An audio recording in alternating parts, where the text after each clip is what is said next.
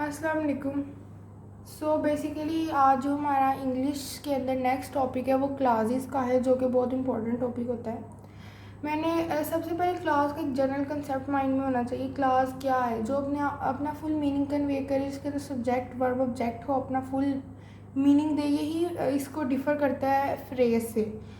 अच्छा, क्लास की दो टाइप्स होती हैं, मतलब क्लास की इंडिपेंडेंट डिपेंडेंट। इंडिपेंडेंट की फर्दर कोई टाइप्स नहीं, डिपेंडेंट की टाइप्स हैं। अब देखिए, इंडिपेंडेंट ज़ाहिर सी बात है, नाम से ही ज़ाहिर है, जो कि किसी पे डिपेंड ना करे, जो कि अपना मीनिंग फुल कन्वे कर रहा हो। और डिपेंडेंट जो कि मतलब जिसको किसी और क्लास की ज़रूरत हो आगे अपना मीनिंग कन्वे करने के लिए। अच्छा, आगे हम इनकी टाइप्स को देखते हैं। सबसे पहले हमारे पास ही मैंने दो फ्रेजेस की कैटेगरीज लिखी हैं। सबसे पहले इसके अंदर है वर्बलेस क्लॉज, जिसको हम फ्रेज़ ही बेसिकली कहते हैं। अब फ्रेज़ में यही चीज़ होती है कि वो अपना मीनिंग मतलब कि आ भी रहा होता है फुल, लेकिन उसके अंदर बेसिकली वर्ब नहीं होता, वो प्रॉपर एक सेंटेंस नहीं बन रहा होता। जिस तरह हम क्लास के अंदर देखते हैं component subject verb object, phrase में वैसा नहीं होता कुछ। अब वर्बलेस क्लास यानी फ्रेज़ को देख लें। मैंने एग्जांपल देखी, good morning happy birthday. General है कि आप कह लें दो वर्ड्स का कम्बिनेशन, इसके अंदर कोई वर्ब कोई सब्जेक्ट ऑब्जेक्ट नहीं है। तो इस तरह आप क्लॉज और फ्रेज़ को एक दूसरे से डिफ़र भी कर सकते हैं। आगे देखिए एब्सोल्यूट फ्रेज़। अब मैंने कहा था कि मतलब ज़रूरी नहीं मीनिंग कन्वे करे या ना कन्वे करे, मेन डिफरेंस में एक वर्ब का भी आ जाता है, जो कि सेल्फ कंटेंट और मीनिंगफुल हो। ये एक और कैटेगरी है। जैसे कि अब ये था ना, ये मैंने एक लिखी हुई है, एक कन्फ्यूज़ ना हो आप क्लास और सॉरी फ्रेज़ और एब्सोल्यूट फ्रेज़ में। तो यहाँ पर है ओवर द वॉल। क्या ओवर द वॉल, ना कोई इसमें सब्जेक्ट है, ना ऑब्जेक्ट है, ना वर्ब है। तो बेसिकली ये हमारे पास सिर्फ फ्रेज़ है, लेकिन एब्सोल्यूट फ्रेज़ नहीं है। एब्सोल्यूट फ्रेज़ अपना मीनिंग देती है। जैसे कि गॉड विलिंग, वेदर परमिटिंग, अल्लाह करे। गॉड विलिंग, हाँ समझ आ रही है हमें, आगे हमें अपना सेंटेंस भी इससे क्लियर हो रहा है। वेदर परमिटिंग, वेदर ये बता रहा है कि अगर वेदर ने मुझे परमिट किया, इजाज़त दी, तो मैं एक पार्टी को अरेंज कर लूँगा। तो मतलब ये इस तरह की चीज़ है कि एब्सोल्यूट फ्रेज़ के अंदर मीनिंग कन्वे हो रहा होता है। गॉड विलिंग, अल्लाह करे। वेदर परमिटिंग, अगर मुझे मतलब कि अगर वेदर इस तरह का हुआ, वेदर ने मुझे मतलब कंफर्ट किया, तो मैं आगे अपनी पार्टी अरेंज करूँगा। अच्छा, आगे हमारे पास इंडिपेंडेंट क्लॉज की टाइप्स आती हैं। इसके अंदर बेसिकली नाउन क्लॉज, एडवर्ब और एडजेक्टिव क्लॉज होता है। तो नाउन क्लॉज को सबसे पहले हम देखते हैं। इसके मैंने कीवर्ड्स लिखे हैं, डैट, वट और विच। अच्छा, इसके अंदर ऐसे है कि that he comes late is unbearable. अब देखिए, इसके अंदर ये कीवर्ड्स मैंने पहले लिख दिए, डैट ही कम्स लेट। ज़ाहिर सी बात हो रही है कि ये नाउन क्लॉज है, तो मतलब इसको मैंने कीवर्ड से देख लिया। आप डैट आपको मिल रहा है कीवर्ड, तो ये इस तरह नाउन क्लास होगी। That he comes late is unbearable, मतलब कि नाउन की बात हो रही है कि वो लेट आता है।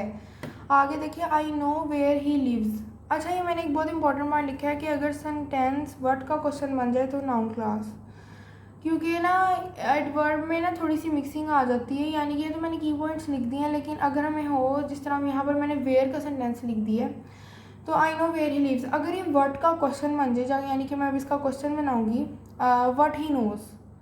तो अब देखें, अब ये वर्ड का क्वेश्चन बन रहा है और इजीली कन्वे भी अपना मीनिंग कर रहा है, तो ये नाउन क्लास की कैटेगरी के अंदर आएगा।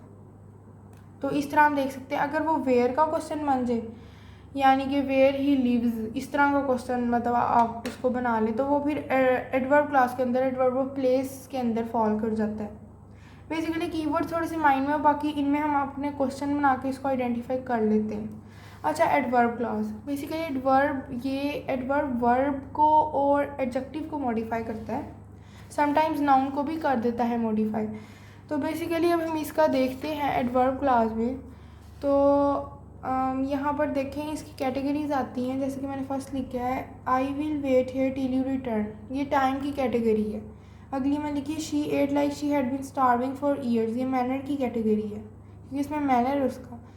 You can pass if you work hard, ये कंडीशन की कैटेगरी है। I will hide it where you will never be able to find it, ये प्लेस की कैटेगरी। इसमें ना आपको पता चल जाता है कि एडवर्ब ऑफ टाइम है या टाइम की बात कर रहे हैं। अगर उसका कोई हैबिट बता रहा है, मैनर बता रहा है, वो एडवर्ब ऑफ मैनर हो गया। अगर कंडीशन है जैसे ये, तो वो एडवर्ब ऑफ कंडीशन हो गया। इसी तरह प्लेस देखें, ये वाला जो है, ये इसको आप इससे अगर आपने करना है डिफर, तो ये वेयर का क्वेश्चन बनाएगा, where you will hide it. तो अब ये वेयर का क्वेश्चन बन रहा है, व्हाट का नहीं बन रहा, तो यानी एडवर्ब क्लास की कैटेगरी के अंदर फॉल करता है, यानी एडवर्ब ऑफ प्लेस। इसी तरह एडवर्ब ऑफ फ्रीक्वेंसी होता है जिसके अंदर उसकी ड्यूरेशन होती है daily, regularly, adverb of frequency आ जाता है। बाकी ये टाइम, कंडीशन, प्लेस, मैनर और यही चीज़ें इसके अंदर आ जाती हैं, तो मतलब वो इजीली इसको आइडेंटिफाई कर लेते हैं हम। बाकी इसके तो कीवर्ड्स हैं, लेकिन इसके अंदर आपको ना ये चीज़ें थोड़ी थोड़ी बता देंगी कि वो सेंटेंस का स्ट्रक्चर कैसा है। उसके अंदर टाइम है तो हाँ, टाइम की बात हम एडवर्ब ऑफ टाइम में करते हैं, अगर कंडीशन है एडवर्ब ऑफ कंडीशन में हम करते हैं। ये सिंपल क्लॉजेज होती हैं।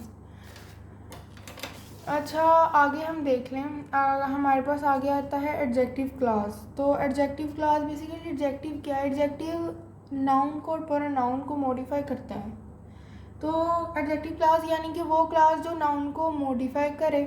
अब ये देखें, फर्स्ट मैंने एग्जांपल लिखी है, the book that I needed very badly could not be found any where.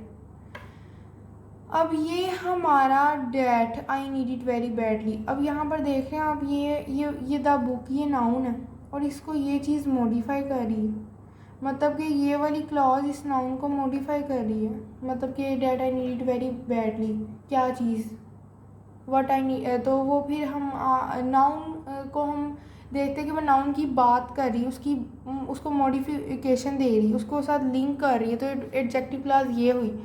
इस तरह नेक्स्ट सेंटेंस में आप देखिए, the man who is wearing red shirt is my brother. Who is wearing red shirt is my brother. अब यहाँ देखिए जिसकी बात हो रही है, जिस पर्सन की, जिस चीज़ की, उसका आगे फर्स्ट पे जिक्र है द मैन, यानी कि आगे मैन की बात की है, मैन की एक्सप्लेनेशन दी है, यानी नाउन की एक्सप्लेनेशन आगे फर्दर देना एडजेक्टिव क्लास के अंदर आता है, जो कि नाउन को मॉडिफाई करता है। बेशक वो थिंग हो, बेशक वो हमारे पास कोई पर्सन हो, बेशक वो पेट हो, मतलब कोई नॉन लिविंग हो। इस तरह जैसे बुक नॉन लिविंग है लेकिन ये नाउन है हमारे पास, तो इसकी आगे मॉडिफिकेशन आ रही है। इसी तरह मैन, इसकी भी आगे मॉडिफिकेशन आ रही है कि वो ऐसा था, उसने रेड शर्ट पहनी हुई थी, नाउन की आगे मॉडिफिकेशन है बेसिकली।